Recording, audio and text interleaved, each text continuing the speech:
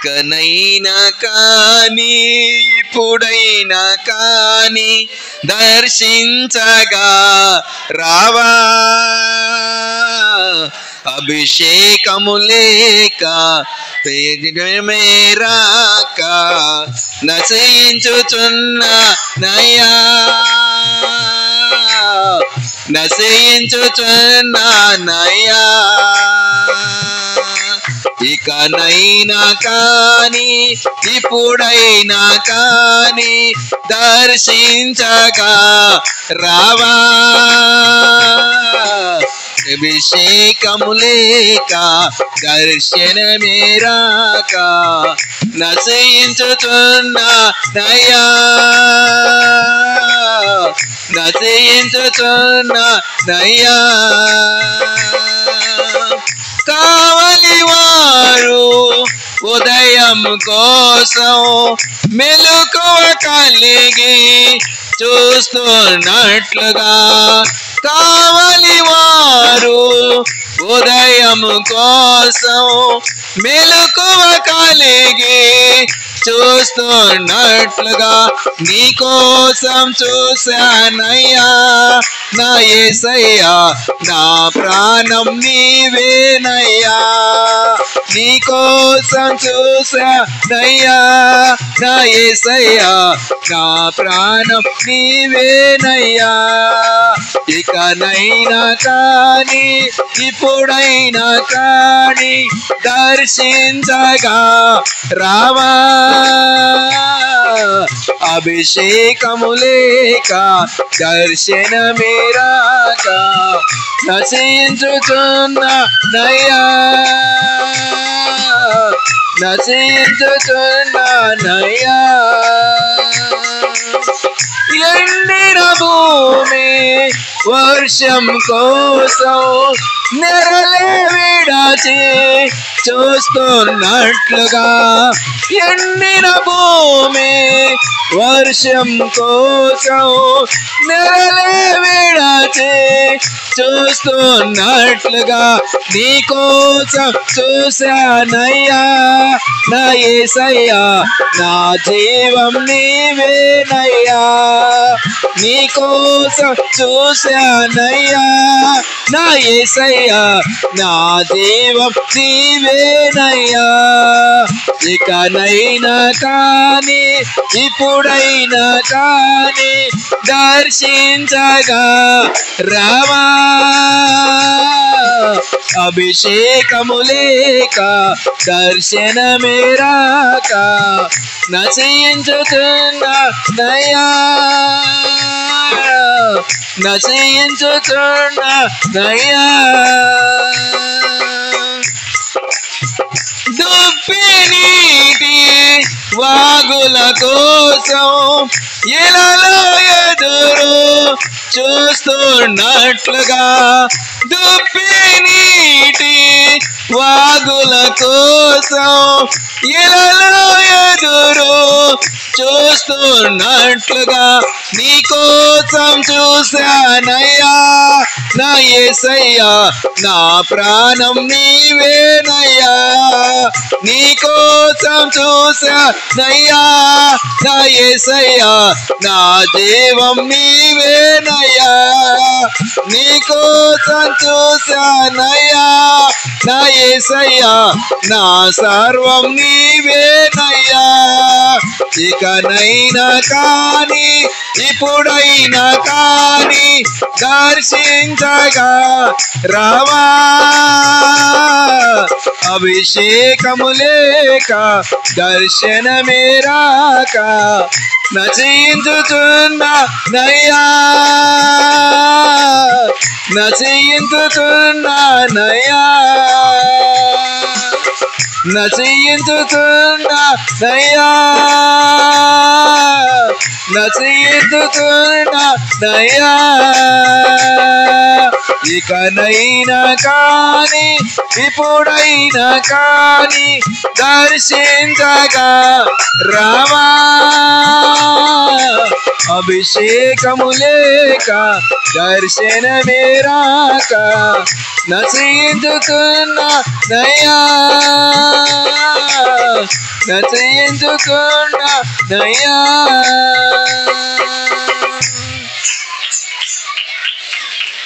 ఎవ్వరూ మౌనంగా ఉండొద్దు. దేవుని యొక్క ఆత్మను కలిగి గెహాజీ వెళ్ళితే ఎలీషాకు తెలిసిపోయింది, నా మనస్సు కూడా నీతో రాలేదా అన్నాడు. మీతో పాటుగా నా మనసు వస్తుంది. ఇది ఎవ్వరు చెప్పినటువంటి మాటలు కాదు, ప్రభువు మాట్లాడుతున్నాడు. ప్రభువు మాట్లాడుతున్నాడు. ఆకాశం ఆలకించు, భూమి చెవియకు. నేను పిల్లల్ని పెంచి గొప్పవారిగా చేసేది కానీ వారు నా మీద తిరుగుబాటు చేస్తున్నారు. ఎద్దు తన కామందు నెరుగు, గాడిద తన సొంత వాని దొడ్డి తెలుసుకున్నాను కానీ పాపిష్టి జనమా, దోషభరితమైన ప్రజలారా, దుష్ట సంతానమా, చెరుపు చేయి పిల్లలారా మీకు శ్రమ అంటున్నాడు ఆయన. చెరుపు చేస్తే మనకు శ్రమ. నీ దేహము దేవుని యొక్క ఆలయం. దేవుని యొక్క ఆలయం ఎవడు పాడు చేస్తాడో వాడిని దేవుడు పాడు చేస్తాడని చెప్పాడు. నువ్వు నీ సొత్తు కాదు, విలువ పెట్టి కొన్నాడు ఆయన. విలువైనటువంటి పాత్రగా మనం దేవుని సన్నిధిలో వాడబడదాం. ఆశమాశగా భక్తిని చేయొద్దు. ఆయన సమీపంగా ఉంటున్నాడు మనకి. ఆయన పిలిస్తే ఇదిగో నేనున్నానని అభయమిస్తున్నాడు ఆయన. ఆయన వస్తాడు తెలుసా? 2 చేతులు ఎత్తి స్తుతిద్దాం. ఆయన సమీపముగా రాబోతున్నాడు. ఆయన సమీపముగా రాబోతున్నాడు. Touch touch. నువ్వు పిలిస్తే రావటానికి ఆకాశ మహాకాశాలు గగనము దాటి తెలుసుకొని రావటానికి దేవుడు కృపానుగ్రహిస్తుంటే నువ్వు ఎలాగూ జీవిస్తున్నావు? నువ్వు ఎలాగూ జీవిస్తున్నావు? గగనము చీల్చుకొని మన మధ్యలోనికి వస్తున్నట్టు ప్రభువుని మనం ఎలాగ ఆరాధన చేయాలి? నీకు దర్శనం ఇస్తున్నాడు, నీకు పరిశుద్ధాత్మని ఇస్తున్నాడు, ఆయనతో మాట్లాడే భాషలు అగ్నిస్తున్నాడు, కళల ద్వారా మాట్లాడుతున్నాడు. ఇంకా ఎక్కడ ఆయన సమీపంగా లేడు. నీ ప్రవర్తన అంతటికి ఆయన అధికారానికి ఒప్పుకోవాలి కదా, అప్పుడు మాత్రమే కార్యాలు జరుగుతాయి కదా. పరిశుద్ధాత్మ కార్యాలు జరిగించకుండా కారణం ఏంటి? విలువను తీసేసుకునే జీవితాల్లో నువ్వు ఉండదు. నిన్ను విలువైన పాత్రగా వాడుకుంటాడు ఆయన. హల్లెలూయా, హల్లెలూయా, హల్లెలూయా. సర్వాధికారియు మిక్కిలి సజీవుడైన క్రీస్తు ప్రభువా, నువ్వు పురిగొల్పమన్నావు. పురిగొల్ప మాటలతో ప్రభువా నాయన నువ్వు మాట్లాడేందుకు స్తోత్రంలో. ఇది మా మాట కాదు, ఎవరు మాతో చెప్పినట్టుగా లేదు, నువ్వు మాత్రమే మాట్లాడే దేవుడు. కొద్ది నిమిషాల లేఖన భాగంలోనికి వెళుతున్నాను డాడీ. నువ్వు మాట్లాడితేనే తప్ప మా వల్ల ఏదీ కాదు. మా అందరికి కావాల్సిన వర్తమానం నేడు మాలో నుండి మాట్లాడింపచేసి మీ నామమై అర్థమై జీవించే కృప మా అందరికి అనుగ్రహించమని యేసు నామములో ప్రార్థన సమర్పించి అడిగి వేడుకుంటున్నాము తండ్రి, ఆమేన్. అందరం కూర్చుందాం. లేఖన భాగం నుండి ఒక వచనం చదువుకుందాం. దేవుడు దావీదు సంతతిలో నుండి ఉద్భవించినట్లుగా ఆ దావీదుకి ఒక కుమారుని అనుగ్రహిస్తూ అనేక కుమారులు అనుగ్రహించాడు. కానీ ఒక కుమారుడు మాత్రం ప్రియమైనటువంటి కుమారుడుగా ఎంచుకున్నాడు దేవుడే.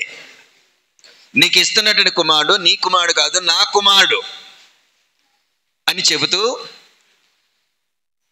నీకు నేను ఎలాగైతే తోడుగా ఉన్నానో నీ కుమారుడు కూడా నేను తోడుగా ఉంటాను. అలాగే నీకు ఏ విధంగా అయితే రాజ్యాన్ని స్థిరపరిచానో అదే విధంగా నీ కుమారుడికి కూడా నేను రాజ్యాన్ని స్థిరపరిచి దానిని తీసివేయను. ఎందుకు? నేను నీకు మాట ఇచ్చా, ఆ మాట ప్రకారంగా నేను కొనసాగిస్తా అని చెప్పినప్పుడు ఆ కుమారుడు ఎంత మంచిగా ఉండాలి. కొంతకాలం బాగానే ఉన్నాడు, చాలా పర్ఫెక్ట్గా ఉన్నాడు. ప్రతి విషయంలో ప్రార్థన చేసుకుంటూ చేతులెత్తి రాత్రి పగలు ప్రార్థన చేసిండు. ప్రార్థన చేసి దేవుని దగ్గర నుండి జవాబు పొందుకుంటున్నాడు. కొంతకాలం మాత్రమే జవాబు పొందుకుండు. దేవుని మందిరం కట్టాలని ఒక ఆలోచన పెట్టిండు దేవుడే. నువ్వు కట్టకూడదు, ఎందుకంటే తండ్రి అయినటువంటి దావీదా, నీ కుమారుడు నీ గర్భంలో నుండి, నీ ఎన్నిలో నుండి పుట్టినటువంటి నీ కుమారుడు మందిరాన్ని కట్టాలి.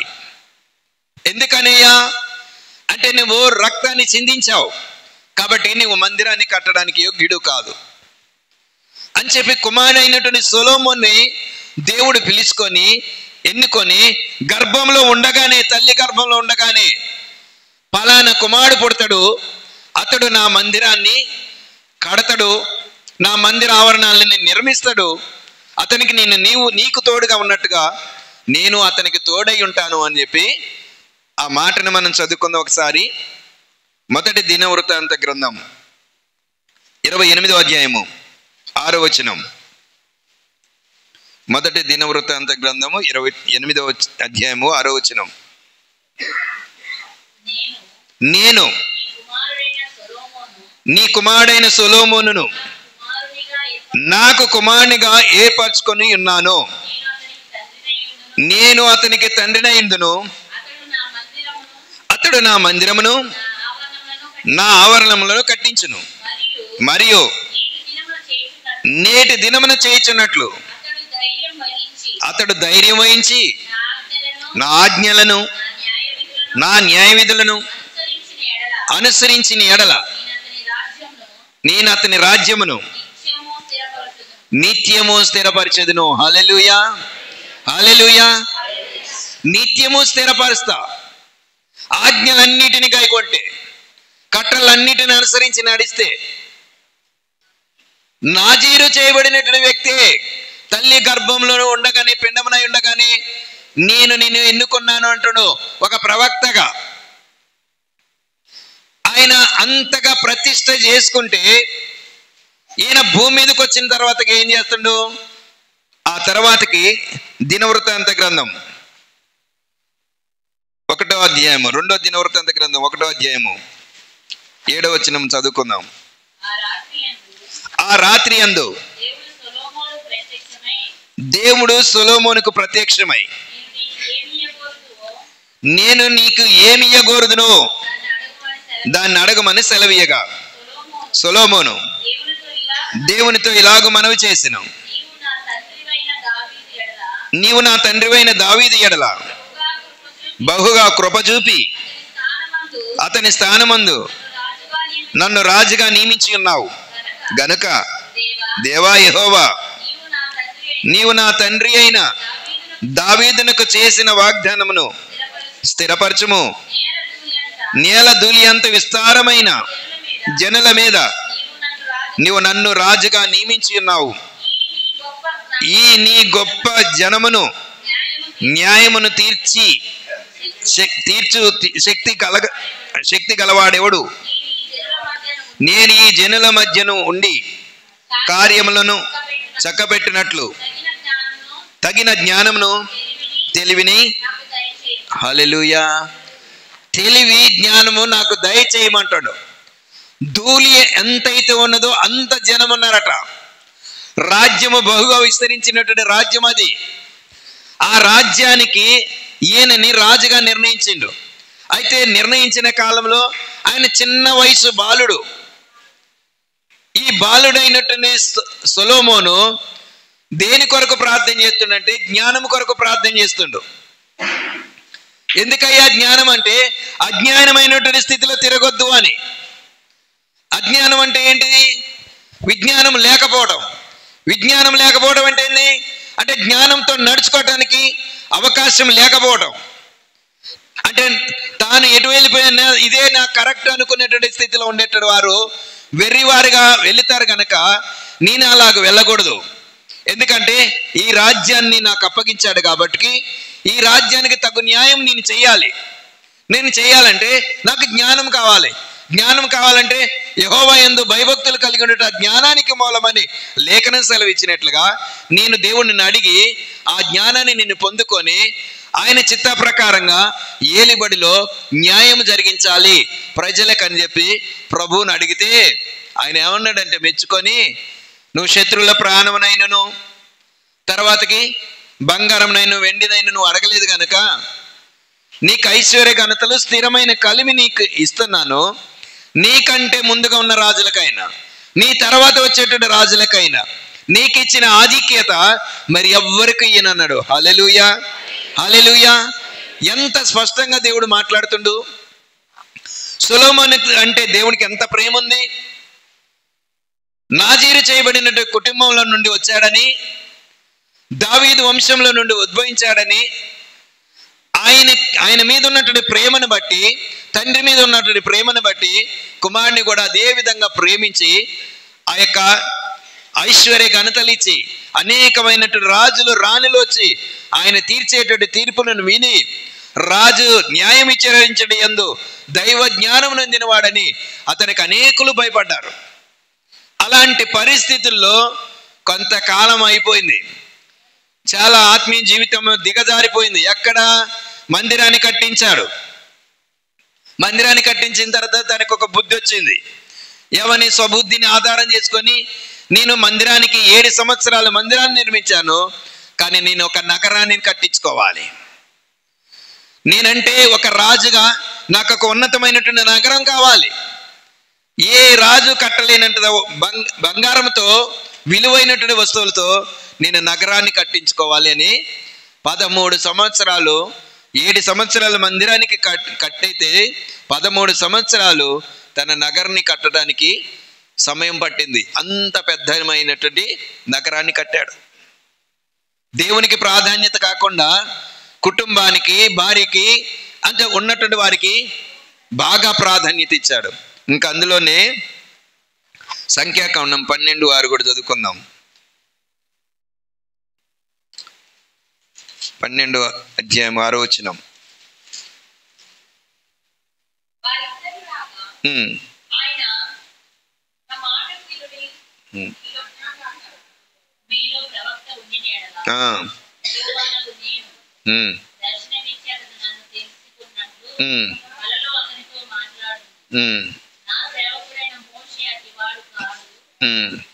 అతడు నా ఇల్లంతట్లో నమ్మకమైన వాడు. హల్లెలూయా. ఈయన మీద కూడా చాలా ఇష్టం అంట దేవుడికి. గోడ భావములతో కాక దేంతో మాట్లాడతాడట? దర్శనమిచ్చి, అంటే డైరెక్ట్గా దేవుడు మోషేతో మాట్లాడతాడట. సొలొమోనుతో ఏ విధంగా మాట్లాడాడో మోషేతో కూడా అతడు నా ఇల్లంతటిలో నమ్మకమైన వాడు అని చెబుతూ దేవుడు ఒక్కొక్కరిని ఒక్కొక్క ప్రాధాన్యతగా దేవుడు వాడుకుంటూ, నా గురించి ఎవరు చెప్పారా అనాల్సినంత అవసరమే లేదు. ఎవరిని ఎంచాల్సినటువంటి అవసరం లేదు.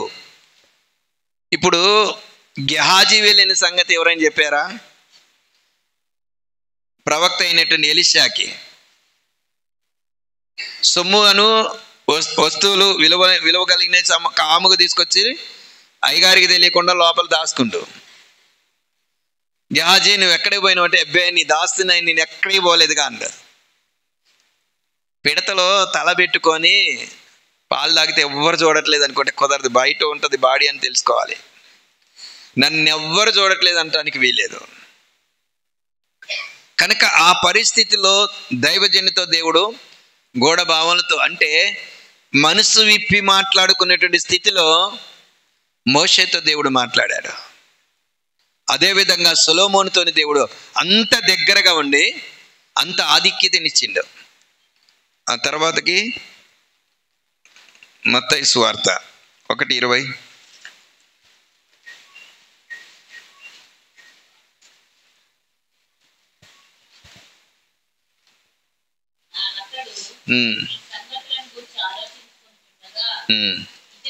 ఇదిగో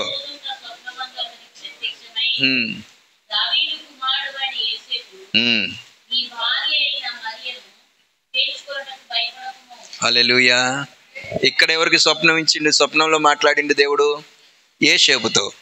ఏమని మాట్లాడిండు? నీ భార్యని చేర్చుకోవడానికి వెనుదీయ మాకు, ఎందుకంటే ఆమె పరిశుద్ధాత్మ ద్వారా గర్భాన్ని ధరించింది అని చెప్పి ఇక్కడ యోసేపుతో దేవుడు మాట్లాడాడు. ఇంకోటి చూద్దాం, 2:13.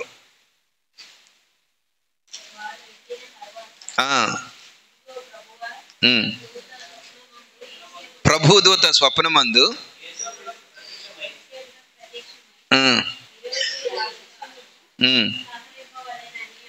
రెండోసారి ప్రత్యక్షమైండు. యెహోవా దూత రెండోసారి ప్రత్యక్షమై అక్కడ ఏమని చెప్తుండు? అక్కడ మరణం సంభవించబోతుంది, నువ్వు ఇక్కడి నుండి వెళ్ళిపోమన్నాడు. ఆ తర్వాత మరి ఒకసారి 19వ వచనంలోకి పోయిన తర్వాత మరి ఒకసారి యెహోవా దూత మాట్లాడుతూ యోసేపుతో, ఇగో ఈ కుమారుని చంపటానికి కోసం ఏ రాజు అయితే సిద్ధపాటు కలిగి ఉండో ఆ రాజు చనిపోయిండు కాబట్టి మరలా వెళ్ళివని చెప్పిండు. చాలా మంది కళల్ని నిర్లక్ష్యం చేస్తున్నారు సంఘంలో. ఇక్కడ దర్శన రీతిలో దేవుడు మాట్లాడాడు యోసేపుతో. ఈ యోసేపు కాదండి, ఇంకొక యాకోబు వంశంలో నుండి వచ్చిన యోసేపుతో కళల ద్వారా దేవుడు మాట్లాడిండు. దర్శనం ద్వారా దేవుడు మాట్లాడుతుండు వీళ్ళతో. అయితే మాట్లాడేది దేవుడు. ఇక్కడ దూత అని ఉన్నది. ఇందులోకి వచ్చిన తర్వాత పాత నిబంధనలో కూడా దూత అనేటువంటి అర్థానికి యేసు ప్రభువే దూతగా ఆయన సువార్తను అందించే బాధ్యతలో ఆయన తెలియజేసినటువంటి మాట దూత అనగా యేసుక్రీస్తు అని. ఇక్కడికి వస్తే గాబ్రియేలుగా కనబడుతుంది. మన ఆత్మీయ జీవితంలో నీకు ఎవరు నిన్ను పురిగొల్పడానికి, ఆత్మీయ జీవితాన్ని పురిగొల్పడానికి ఏ దూతని దేవుడు వాడుకుంటుండో అది దూత. అంటే దేవుని యొక్క ప్రవక్త కావచ్చు, లేకపోతే దేవుని యొక్క పిల్లలు కావచ్చు. వాళ్ళు హెచ్చరిక చేస్తున్నప్పుడు నిర్లక్ష్యం చేస్తే దేవుడు అనేక సార్లు చెప్పించిన తర్వాత ఆయన డైరెక్ట్గా ఎవరితోని ఎక్కువగా మాట్లాడు. ఆయన వాక్యం ద్వారా మాట్లాడుతాడు, హెచ్చరికల ద్వారా మాట్లాడుతాడు, ప్రార్థనలో మాట్లాడుతాడు, దర్శన రీతిలో మాట్లాడుతాడు, కళల ద్వారా మాట్లాడుతాడు, అవసరమైతే చిన్న పిల్లల ద్వారా కూడా దేవుడు మాట్లాడుతాడు. హల్లెలూయా. చాలా మంది పిల్లలు వాళ్ళ తల్లిదండ్రులకు రక్షణ ఇవ్వటానికి కోసం చిన్న పిల్లల్ని దేవుడు వాడుకొని ఆ బాప్తిజం పొందుకున్న దాకా వదిలిపెట్టరు. అలా దేవుడు వాడుకుంటాడు. ఆ తర్వాతకి 1 రాజుల గ్రంథం 9వ అధ్యాయము 2వ వచనం.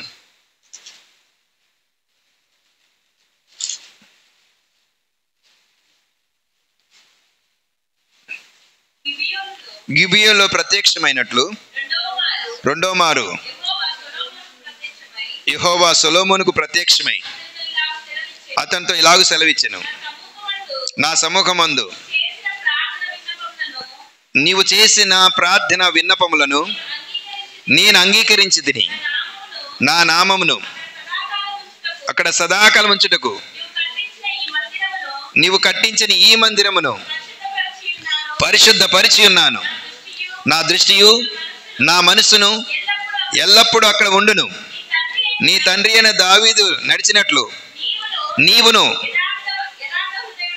యథార్థ హృదయుడవై నీతిని బట్టి నడుచుకొని నేను నీకు సెలవిచ్చినదంతటి ప్రకారము చేసి నా కట్టడలను విధులను అనుసరించిన ఎడల నీ సంతతిలో ఒకడు ఇశ్రాయేలుల మీద సింహాసనాసీనుడై ఉండక మానడని నీ తండ్రి అయిన దావీదునకు నేను సెలవిచ్చినట్లు ఇశ్రాయేలుల మీద నీ సింహాసనమును స్థిరకాలం వరకు స్థిరపరుచుదును.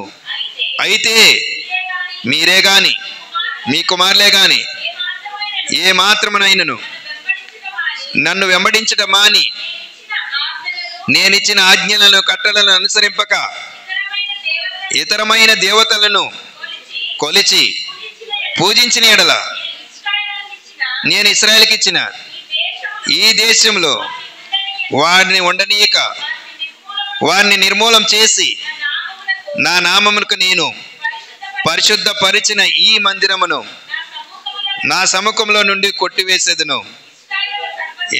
ఇశ్రాయేలు సర్వజనులలో చెదిరిపోయి సామెతగాను ఏలనగాను చేయబడును. ఈ మందిర మార్గమున వచ్చు వారందరూ దాన్ని చూచి ఆశ్చర్యపడి ఇసి అని ఈ దేశమునకును ఈ మందిరమునకు. హల్లెలూయా. ఒకప్పుడు దేవుడి యొక్క మందిరములో, సొలొమోను కట్టించినటువంటి మందిరములో దేవుని యొక్క మహిమ నిలిచింది, దేవుని యొక్క ప్రత్యక్షత వచ్చింది. ఆ యొక్క మందిరంలో వాళ్ళు అనుసరిస్తున్నటువంటి న్యాయ విధులు, కట్టడలు, ఆజ్ఞలు అన్నిటినీ అనుసరించిన కారణం చేత వారికి ఎప్పుడు దేవుని యొక్క మహిమ ప్రజ్వలింపజేయబడింది. కానీ లాస్ట్కి మీరు అన్యజనుల యొక్క ఆచారాలను అనుసరించి విగ్రహాల జోలికి పోయి దేవుని యొక్క కట్టలన్నిటినీ గై కొనకుండా మీ ఇష్టానుసారంగా తిరిగితే నేను తీసివేస్తానని చెప్పిండు. ఎందుకు సొలొమోనుకి తీసివేసిండు ఆ ఘనతనంటే ఆయన విగ్రహాల జోలికి వెళ్ళిపోయిండు. ఎందుకయ్యా అలాగ వెళ్ళిపోవటానికి బలమైన కారణం ఏంటంటే 11వ అధ్యాయం చూడండి, 11:9 నుండి చదువుకుందాం. ఇశ్రాయేలు దేవుడైన యెహోవా 2 మార్లు ప్రత్యక్షమై ఇతర దేవతలను వెంబడింపవలదని సొలొమోను హృదయం ఆయన యుద్ధ నుండి తొలగిపోయిను. యెహోవా అతనికి ఇచ్చిన ఆజ్ఞను అతనికి గైకొనకపోగా కోపగించి సెలవిచ్చిండు.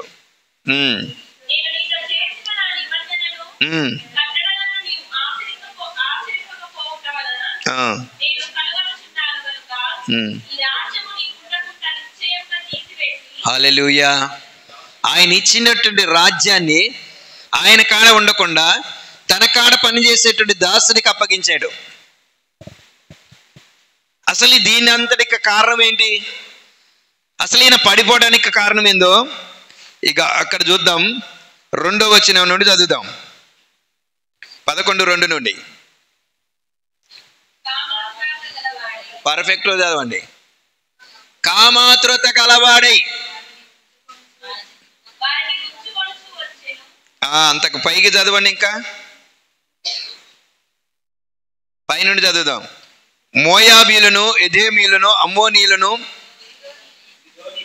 సిదోనీయులను, ఇత్తీయులను అనే జనులు మీ హృదయములను తమ దేవతల తట్టు త్రిప్పుదురు గనుక వారితో సహవాసం చేయకూడదనియు వారిని మీతో సహవాసము చెయ్యనీయకూడదనియు యెహోవా ఇశ్రాయేలులకు సెలవిచ్చి ఉన్నాడు. హల్లెలూయా. ఇక్కడ ఆగుదాం కొద్ది నిమిషాలు. మనం ఎవరితో సహవాసం చేస్తున్నాం?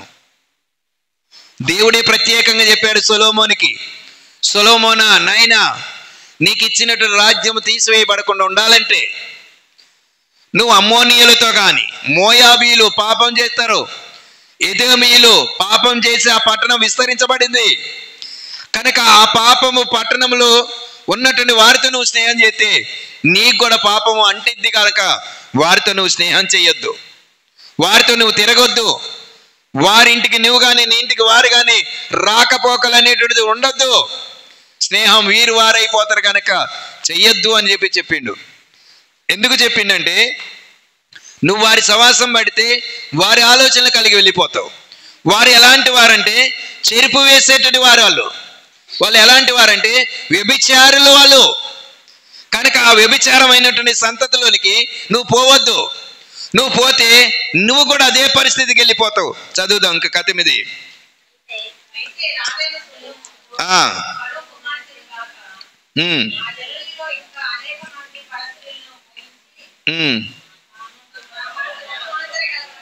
కామాతృత గలవాడే వారిని ఉంచుకొని వచ్చాను. అతనికి 700 మంది రాజకుమార్తెలైన భార్యలను 300 మంది ఉపపత్నులను కలిగి ఉండిరి. అతని భార్యలు అతని హృదయమును త్రిప్పివేసిరి. సొలొమోను వృద్ధుడైనప్పుడు అతని భార్యలు అతని హృదయమును ఇతర దేవతల తట్టు త్రిప్పగా అతని తండ్రి అయిన దావీదు హృదయం వలె అతని హృదయం దేవుడైన యెహోవా ఎడల యథార్థము కాకపోయెను. సొలొమోను అస్తారోతు అను సిదోనీల దేవతను, మిల్కోము అను అమ్మోనీల హేయమైన దేవతను అనుసరించి నడిచెను. ఈ ప్రకారము సొలొమోను యెహోవా దృష్టిలో చెడు నడత నడిచి తన తండ్రి అయిన దావీదును అనుసరించినట్లు యథార్థ హృదయంతో యెహోవాను అనుసరింపలేదు. సొలొమోను కేమోషు అను మోయాబీల హేయమైన దేవతకును, మొలెకు అను అమ్మోనీల హేయమైన దేవతకును యెరూషలేము ఎదుటనున్న కొండ మీద బలిపీఠమును కట్టించెను. తమ దేవతలకు ధూపం వేయించు బలులు అర్పించుచుండిన పరస్త్రీలైన తన భార్యల నిమిత్తం అతడిలాగు చేసెను. హల్లెలూయా. ఇలాంటి పరిస్థితిగా అయిపోయింది పరస్త్రీల వల్ల. 10th క్లాస్లో దేవోక్తి అనేటువంటి పాఠం ఉండేది. పరస్త్రీ రతికై పొంచి ఉన్న పాపముల గతికి మేము పోదుము అని ఉంటుంది అందులో. ఇక్కడ ఏమైపోయింది? పరస్త్రీల కొరకు దేనికి పోయిండు? కామాతృతతో పరుగులెత్తిండు. కామాతృతతో పరుగులెత్తడం వల్ల తనకున్న అధికారాన్ని కోల్పోయాడు. అలా కామాతృతో పడిపోవటం వల్ల తనకున్నటువంటి రాజ్యము కోల్పోయిండు, రాజరికాన్ని కోల్పోయిండు. తర్వాత తన వంశము దావీదు వంశం అనేటువంటి విలువైనటువంటి వంశంలో పుట్టినటువంటి ఆ వంశపు విలువ కూడా పోడగొట్టుకొని తను ఆ యొక్క మోయాబీ స్త్రీలను, ఎదోమి స్త్రీలను, ఆయనకు నచ్చినటువంటి వారిని చేసుకొని 300 మంది భార్యలైతే 700 మంది ఉపపత్నులట. ఇవి కాక ఇంకా అనేకం చేసుకొని ఈయనేమైపోయిండు? ఆ పరస్త్రీలు వచ్చేసి నువ్వు యెహోవాని నువ్వు నమ్ముకోవద్దు, మా దేవతలు ఉన్నారు కదా వాళ్ళకి బలులు అర్పిద్దాం, మా దేవతలు ఉన్నారు కదా బలిపీఠాలను కడదాం అని చెప్పి యొక్క సొలొమోను హృదయాన్ని వారి యొక్క దేవతల వైపునకు త్రిప్పటం వల్ల దేవునికి విరోధమైనటువంటి స్థితిలో పాపాన్ని కట్టుకుంటూ దేవుని యొక్క మహిమను కోల్పోయాడు. హల్లెలూయా, హల్లెలూయా. మన ఆత్మీయ జీవితంలో కూడా సొలొమోను అంటే ఎవరంటే మనమే, ఎవరికి వాళ్ళమే. దేవుడు ప్రత్యేకంగా చెప్పిండు మీరు వారితో స్నేహం చేయొద్దు అని. లోక స్నేహము నాకు వైరం అని చెప్పిండు. మరి లోకంలో స్నేహం చేయకుంటే ఎట్లా? పాస్టర్గా నీకు సరిపోద్ది కానీ మాకెట్ట సరిపోద్ది అనుకోవచ్చు. కానీ లోక మాలిన్యం అంటకుండా తగు జాగ్రత్తగా చూసుకోవటమే లోక స్నేహానికి వేరుగా ఉంటారు. లోకంలో ఉంటున్నాం, తామర బురదలో ఉంటుంది కానీ బురద అంటనీయదు. మనం లోకంలో ఉంటాం కానీ వారి క్రియలు మనకి అంటనీయకుండా జాగ్రత్తగా కాపాడుకోవాలి. తాడి చెట్టు కింద ఉండి పాలు తాగినా అది ఏమనిపిస్తుంది? అది కల్లి అనిపిస్తుంది. కనుక మనం ఎక్కడ ఉండి తాగాలో, ఎక్కడుండి తినాలో, ఏ భోజనం తినాలో, ఏ భోజనం తినకూడదో, ఎవరితో కలిసి మాట్లాడాలో, ఎవరితో కలిసి మాట్లాడకూడదో, ఎక్కడ మనం విలువ పోద్దు, లేకపోతే విలువ పెట్టి కొనబడినటువంటి దేవుని యొక్క రక్తపు విలువ పోయిద్దేమో, అవమానాల పాలైపోతాడేమో దేవుడు, మన జీవితం అవమానాల పాలైపోద్దేమో అని చెప్పి మనం జాగ్రత్తగా కాపాడుకోకపోతే సొలొమోనుకు వచ్చిన ఘనత వచ్చిందని చెప్పి ఇక నా రాజ్యము, నా ప్రభావ, ఘనత, నేను కట్టించుకున్నటువంటి నగరం అని చెప్పి నెబుకద్నెజరు గడ్డి తినే పరిస్థితులకి ఏర్పడ్డాడు. ఈయన కూడా అలాగనే అంత నాజీరు చేయబడినటువంటి కుటుంబంలో పుట్టి దేవునితో డైరెక్ట్గా మాట్లాడి దర్శన రీతిలో మాట్లాడినటువంటి సొలొమోను లాస్ట్కి పరస్త్రీలే వైపునకు త్రిప్పబడి దేవునికి విరోధంగా పాపం కట్టుకొని ఆయన అనుగ్రహాన్ని కోల్పోయాడు. ఈ పాఠాలలో ఎవరు మాట్లాడినప్పటికీ పరిశుద్ధాత్మ దేవుడు మాట్లాడేది ఏంటంటే మన వక్ర మార్గాలను సమతలం చేయటం కొరకు, కరుకైనటువంటి హృదయాలను నునుపుగా మార్చడం కొరకు. అంటాడు కదా ఇర్మియాకారుడు, రాతి గుండె నాలో నుండి తీసివేసి మాంసపు గుండెని నీకు ఇచ్చేదును అని. అంటే మనలో చాలా వాక్యాలు విన్నప్పటికీ పట్టించుకోలేని దులిపేసేటువంటి పరిస్థితులు ఉంటాయి. నోట్లో వేసేది మర్మము, త్రాగేది మరము, తిరిగే జీవితం మరము. మరలా మనకి ఆయన శరీరం కావాలి, ఆయన రక్తం కావాలి. ఇది అవియోగ్యంగా తీసుకుంటే చాలా మందిని నిద్రిస్తున్నారని వాక్యం చెప్పినప్పటికీ బైబిల్ లేఖనంలో నిద్ర అనేటువంటిది మరణానికి సాదృశ్యం. అవియోగ్యంగా దీనిలో చేయి పెట్టినా, దీంట్లో పాల్గొన్నా చచ్చెదరు అని చెప్పి వాక్యం జలవెత్తుంది. కానీ మనం అనుకుంటాం శారీరకంగా మేము ఎప్పటి నుండో తింటున్నాం, చచ్చిపోలేదు కదా అనుకుంటాం.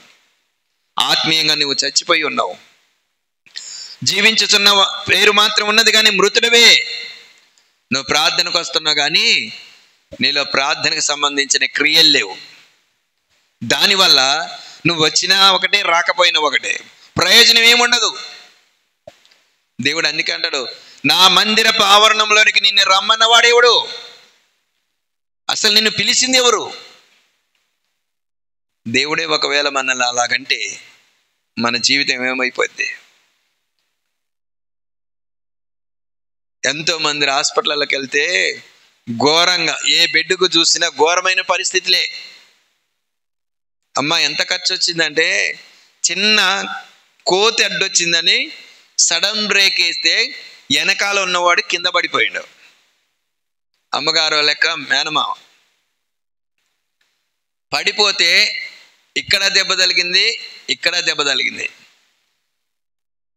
ఖమ్మం తీసుకెళ్తే బ్లడ్ క్లాట్ అయింది, హైదరాబాద్ తీసుకెళ్ళమన్నారు. హైదరాబాద్ తీసుకెళ్తే దాదాపుగా 2 నెలల 10 రోజుల్లో 15 లక్షల ఖర్చు అయినాయి. బ్రతకలా చచ్చిపోయిండు. మనకి ఎన్నిసార్లు దేవుడు తప్పించట్లేదు, ఎన్నిసార్లు రక్షించట్లే.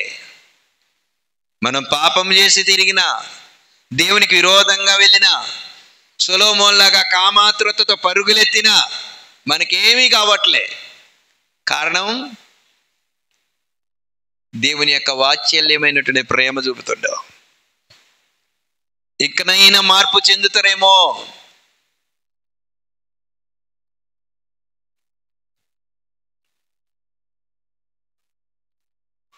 అందుకే అంటే మార్పు చెందవా, నీవు మార్పు చెందవా, నీ బ్రతుకు మార్చుకోవా, అనుకూల సమయం ఇది ఏనని ఎరిగి మారు మనసు నీవు పొందవా. ఎన్నాళ్ళు నీవు జీవించినా గాని ఏముంది ఈ లోకములో, ఇన్నాళ్ళు నీవు చేసిన క్రియలన్నిటికీ తీర్పుంది పైలోకములో. తీర్పు దినమందు ఆయన ముందు, తీర్పు దినమందు ఆయన ముందు నిలిచే ధైర్యం నీకుందా, నిలిచే ధైర్యం నీకుందా. మార్పు చెందవా, నీవు మార్పు చెందవా, నీ బ్రతుకు మార్చుకోవా. హల్లెలూయా. మన జీవితాలు మార్పు చెందకపోతే, మనలో భక్తి నూతనమైనటువంటి వరవడిలోకి రాకపోతే, ఆయనకి మనకి యెషయా గ్రంథం 59లో చెప్పినట్లుగా ఆయనకి మనకి పాపం ఒకవేళ అడ్డుగోడగా వస్తే, హృదయ కాఠిన్యం చేసుకున్నవాడు శ్రమలో పడిపోతాడు, శోధనలో పడిపోతాడు. కానీ ఒకప్పుడు చేసినటువంటి ప్రార్థన ఏమైపోతుంది? ఒకప్పుడు కార్చిన కన్నీరు ఏమైపోతుంది? మనలో ఉన్నటువంటి శ్రమలు తొలగిపోయినాయి అనుకుంటున్నావా? ఈ లోక జీవనోపాధి నిమిత్తం అన్ని సమస్తము సమకూడి జరిగించేది దేవుడే. ఎందుకు తెలుసా? మీరు పక్షుల కంటే శ్రేష్ఠులు కారా అన్నాడు దేవుడు. ఆయన అంటే మనం శ్రేష్ఠులమే కాబట్టి మనకి ప్రతి దానికి సమయానికి దేవుడు అనుకూలపరిచి అన్నిటినీ అవకాశం ఇచ్చి మనల్ని పోషిస్తుండు, సంరక్షిస్తుండు, నిలవనిస్తుండు, ఆరోగ్యం ఇస్తుండు, కాపాడుతుండు. వాటికంటే శ్రేష్ఠులమని. కానీ అవి చేసినటువంటి పనులు కూడా మనం చేయలేకపోతున్నాం. అవి ఏ విధంగా చేసిన పనులు? దేవుని మాట ప్రకారంగా చేప 3 రాత్రింబగళ్ళు ఆహారం లేకుండా ఉపవాసం ఉన్నది యోనా గారిని దించడానికి. హల్లెలూయా. కాకి ఎక్కడ పడితే అక్కడ దొరికితే మింగే, గట్టుక్కున మింగే కాకి ఏలియా కొరకు ఆహారం తీసుకొని పోయి ఉపవాసం ఉండి ఆయనకి భోజనాన్ని ఏర్పాటు చేసింది. ఆయన ఆజ్ఞకి లోబడినటువంటి ప్రతి దానిని దేవుడు వాడుకున్నాడు. చిన్న చిన్న సీమలు, లాస్ట్కి సీమలు కాకుండా ఇంకా ఏంటి, పేలతో సహా దేవుడు వాడుకున్నాడు. పేలు కూడా లోబడ్డాయి. ఐగుప్తులో వచ్చినట్టు 10 తెగుల్లో పేల తెగులు కూడా ఉంది. దుమ్ములో నుండి లేచినట్టు పేలు, కప్పలు లోబడ్డాయి, అనేకము లోబడ్డాయి. కానీ మనుష్యుడు లోబట్టలేదని యెషయా గ్రంథం మొదట్లో చెప్తాడు. ఎద్దు తన కామాంధని ఎరుగును, గాడిద తన సొంత వాణి దొడ్డి తెలుసుకున్నావు. కానీ జనులు, ఏ జనులు అంటున్నాడు ఆయన? పాపిష్టి జనులు అంటాడు, దోషభరితమైనటువంటి ప్రజలు అంటాడు, చెరుపు చేసే పిల్లలు అంటాడు. కనుక మనం ఏ చెరుపులో లేకుండా, ఏ దోషం మన మీదకి రాకుండా దేవునికి ఇష్టమైనటువంటి పాత్రలుగా మనం ఎదుగుతూ ఆయన సన్నిధిలో ఆయనకు విరోధమైనటువంటి స్థితి ఏదీ లేకుండా, ఒకవేళ ఉన్న పశ్చాత్తాపమైనటువంటి దానిని ప్రభు కోరుకుంటుండే కాబట్టి దాని నుండి విడుదల పొందుకొని నిత్య జీవానికి వారసత్వం కలిగినటువంటి ప్రజానికముగా ఆయన శరీరంలో ఆయన రక్తము కొరకు వచ్చిన మనమందరము ఏకీవించి ప్రార్థన చేద్దాం. దేవుడి కొద్ది వాక్యాన్ని దీవించి ఆయన సన్నిధిలో మనందరినీ ఆత్మీయంగా పరిశుద్ధాత్మలో ఎదిగింప చేయునుగాక. ఆమేన్.